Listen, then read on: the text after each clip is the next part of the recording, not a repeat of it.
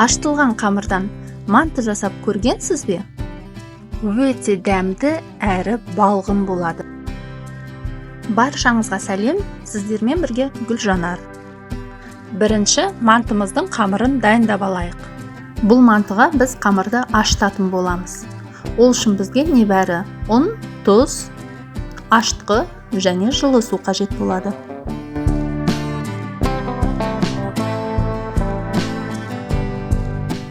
Қамырды бауырсаққа ашытқан құсатып, өте жұмсақ қылып ашытудың қажеті жоқ.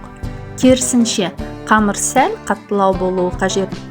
Қамырыңызды ашытып, бетін жауып, жылы жерге қойып қойыңыз.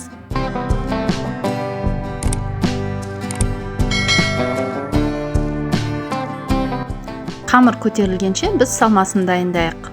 Әрине, пиязсыз қандай манты болуы мүмкін. 1 келі фаршқа 1 келі пияз керек болады. Мен пиязды майдалап турағанды жақсы көремін.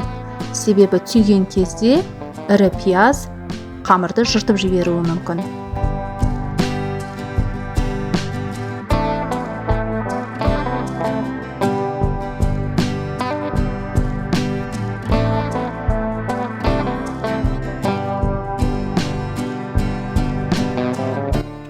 Пиязды турап болғаннан кейін мен өзім міндетті түрде осылай мұжғылап, суын шығарып аламын.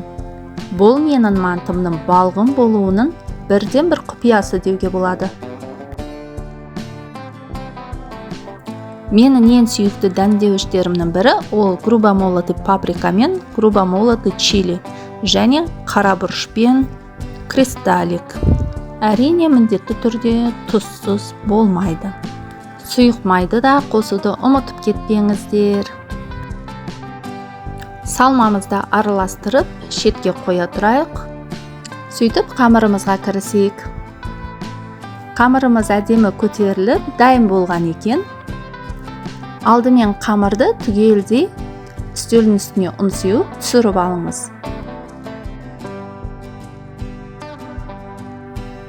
Енді видеода көрсетілгендей етіп, оны тілімдерге бөлетін боламыз.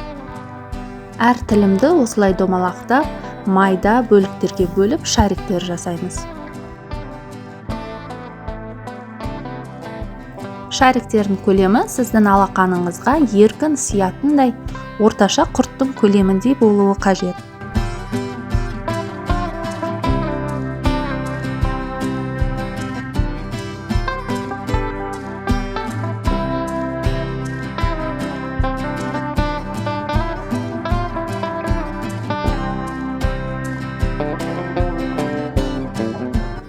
Дайын болған шариктердің бетіне кішкене ұн сеуіп, желге қаязып қалмасы үшін бетін жауып қою керек болады.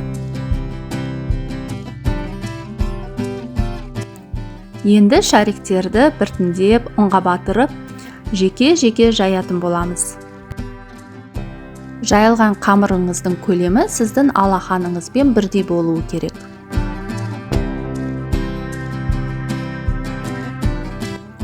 Осылайша, алдын ала бірнеше қамырларыңызды жайып дайындап алсаңыздар болады.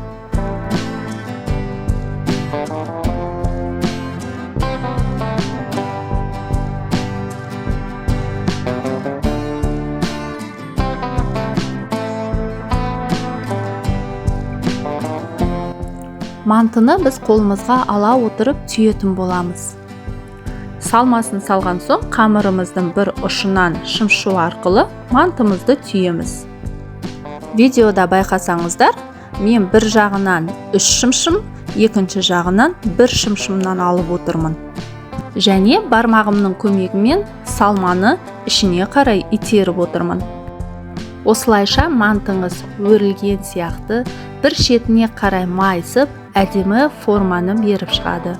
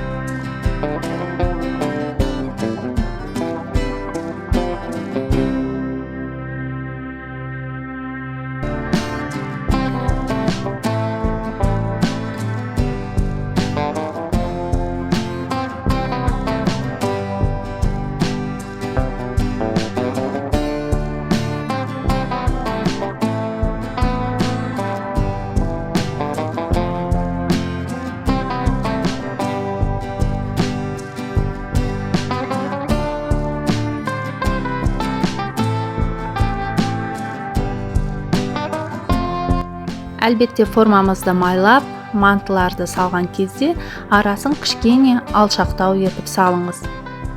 Себебі ашқан қамыр ол піскен кезде көтеріліп, бір-біріне жабысып қалуы мүмкін.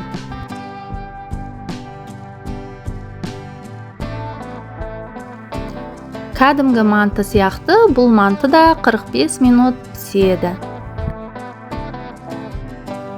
Ал міне біздің мантымыз да дайын болды. Астарыңыз дәмді болсын. Каналға тіркеліп, лайк басып, комментарий жазуды ұмытпаңыздар, достар.